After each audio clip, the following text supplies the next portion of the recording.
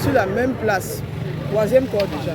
Il y a quelque temps déjà, nous étions ici, sur cette même portion de route, sur la nationale numéro 5, axe Bekoko, ouest de la ville de Douala. Nous avions tiré la sonnette d'alarme.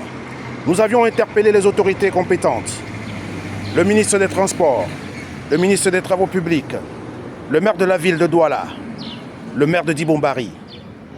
Notre message était simple, clair, vital. Sous le camion l'a écrasé totalement. Installer des dodanes sur ce tronçon avant que la route ne continue de tuer. Mais notre appel est resté sans réponse, sans réaction, sans action. Aujourd'hui, le constat est amer. Sur la même place à Palmarin. La saignée continue. Pire encore, elle s'aggrave. Ce matin, sur cette même route, à l'entrée Palmeraie à Bekoko, un autre drame s'est produit. Un homme à moto, un bensikineur, un travailleur, un père peut-être, un fils sûrement. Il a été littéralement écrasé par un camion lancé à vive allure.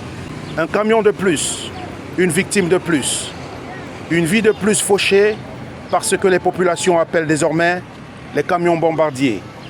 Ici, les camions roulent comme sur une piste de course, à plus de 160 km/h, en pleine zone habitée, là où vivent des familles, là où circulent des motos, des enfants, des commerçants. Et pourtant rien, pas de dodane, pas de mesures fortes, pas de présence dissuasive. À force de ne rien faire, l'inaction devient une responsabilité. Et quand l'inaction coûte des vies humaines, elle devient une faute grave. Nous le disons clairement, ce qui se passe sur la nationale numéro 5, c'est une négligence institutionnelle.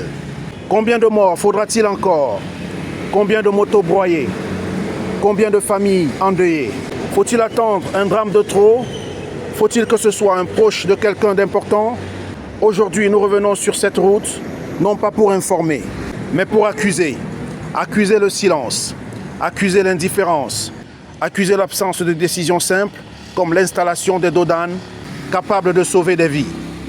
Sur la nationale numéro 5, entre Bekoko et l'Ouest, la route ne tue pas seule. Elle est aidée par la vitesse, par l'irresponsabilité et surtout par l'inaction.